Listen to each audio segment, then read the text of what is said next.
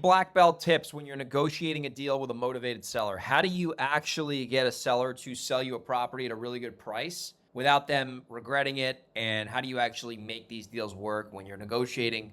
Because a lot of people think that this business is sales, and it's really not sales. You got to sell yourself, you got to sell trust, you got to sell certainty. But at the end of the day, they want to sell, you want to buy. It's a negotiation. So why would you listen to me when it comes to this? Number one, I've been a full-time real estate investor now for a decade. I've done well over 280 properties. I've done this in multiple areas in the country, and most of the areas I've done this in are very difficult markets: New York, Seattle, San Diego, Reno, Nevada, Dallas, Texas. So I got a lot of experience. If you get value from this video, do me a favor, subscribe to my channel, like this video. It would really mean a lot to me. So today we're going to talk about 3 black belt negotiation tricks when you're dealing with sellers. Now, this is going to apply mostly for off-market leads. Now, you can still do this with listed properties, but just understand if you're dealing with a listed property, it's a little bit harder to get a good deal because everyone and their brother can see the property. It's listed for sale on the open market. So this is going to mostly relate to off-market sellers. Well, lesson number one, this is very simple, but you'd be surprised on how many people miss this. Ask the seller to give you the price first. You don't want to be the first one to make an offer. What's that old saying in negotiation? The person who speaks first loses. The person who gives out the first number loses. Obviously, a negotiation has to be a win-win or else nobody's going to go through with the transaction.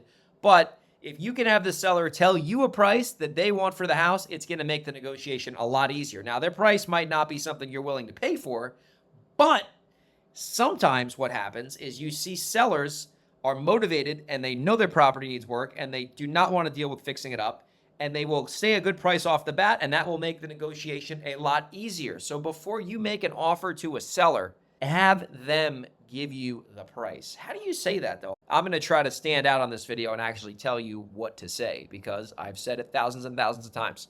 So what I like to do is I like to go make sure that the seller understands that I understand them. And the way that you can get that is you listen to the seller and you ask them open-ended questions and they talk about the property and what they want to do.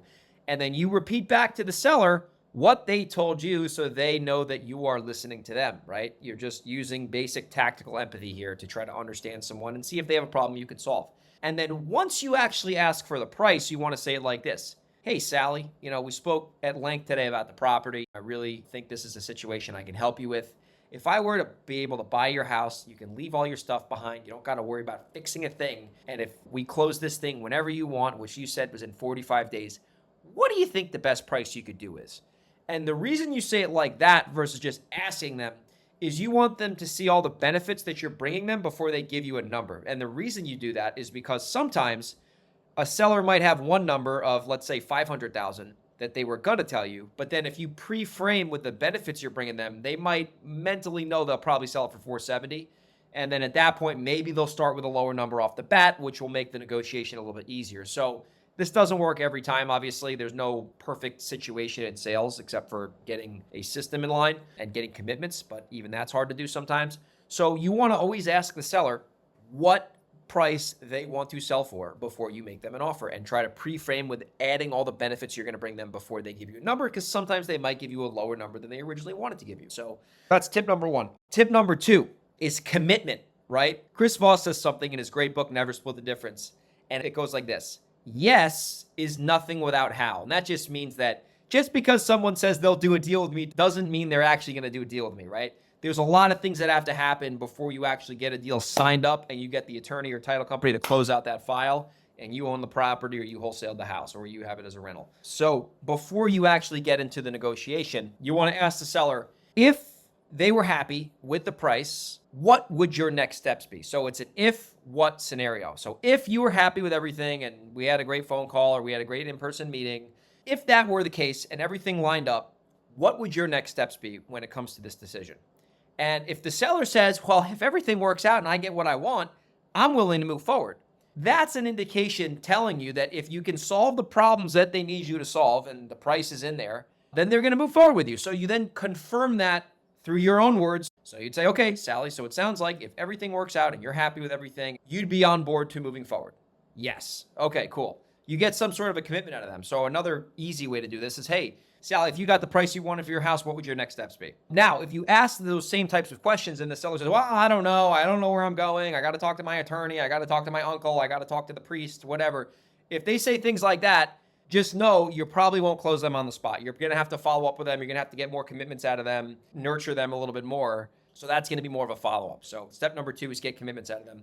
Step number 3 is anchoring, right? Anchoring just is offering a lower number than what you're actually willing to pay so you can work your way up. It's really hard to go down in negotiations. Like if you offer someone a price, then you got to talk them down after you made a deal. It can piss people off. It's called renegotiating. You don't want to do that unless you have to. But you can always offer low and then go up, right? What you don't want to do when it comes to anchoring is be like, hey, Bob, I'll give you 300 grand for your house. Meanwhile, in your head, you know you can pay 4. And then Bob's like, I don't think 300 would work. That's way too low, but I would sell for 4. And then if you immediately say, yeah, you know what, Bob, I could do 4. That works. Bob's going to think, number 1, you just tried to rip him off to the tune of 100 grand. And number 2, if he's not thinking that, he's probably thinking, how the fuck did this guy just come up $100,000 when he offered me 300? Now he's saying he's willing to pay 4. I think there's some bullshit going on here.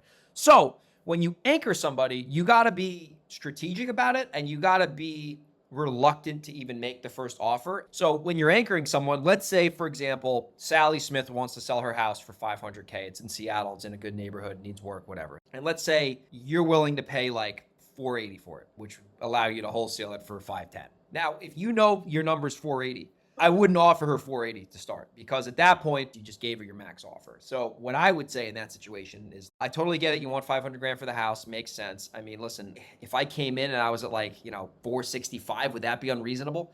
And then what you're doing there with the anchor is you're seeing if the seller can come down off of their asking price reasonably, right? Let's say she's like, you know what? I like you, Greg. You're a nice guy. We've been sitting in my living room for 3 hours talking about me selling this house. I'll tell you what, could you do like 490, Greg? And now she just talked herself down $10,000. And now you're like, oh, interesting. We got something here. We definitely have our 20K wholesale deal. Let's see what else we can do. And now if you need to beat your 480 price, the only basis that she's going off of is your 465 offer, because you haven't made her another offer. She just bid against herself, which is where you want to be in a negotiation. You want the other party bidding against themselves so you can ultimately get the deal.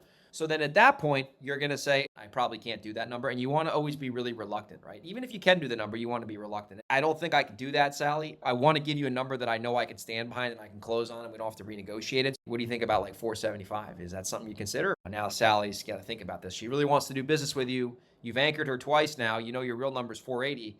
Now the goal in this situation is for her to come down another $10,000, and then you can get your deal at the price you wanted. And hopefully they're like, well, I had signed the contract. If you could do 480, I'll sign the contract right now. Okay, cool. Let me go out and see if I can do that. And so don't jump on a deal. Hey, Sally, you mind if I make a phone call? I got to call my guy and see what's going on and see if I can get him to justify paying this price. And then you go out to your car, you go in the hallway, you do whatever, you make a phone call. You go back. Sally, I spoke to them. They said that they could do 480. So we have a deal. Yeah, we got a deal. Boom. So right there, you got your price. Those are 3 black belt negotiation tips. So hopefully you got value from this. And if you're in Seattle or the Hudson Valley or San Diego or Reno or Delaware, if you're in any of those areas and you have a house you want to wholesale to me, I'll look at any deal. Send me an email, greg@velocityhousebuyers.com, or you can send me a DM on Instagram @grego37, and I'll see you on the next REI Weekly Lesson.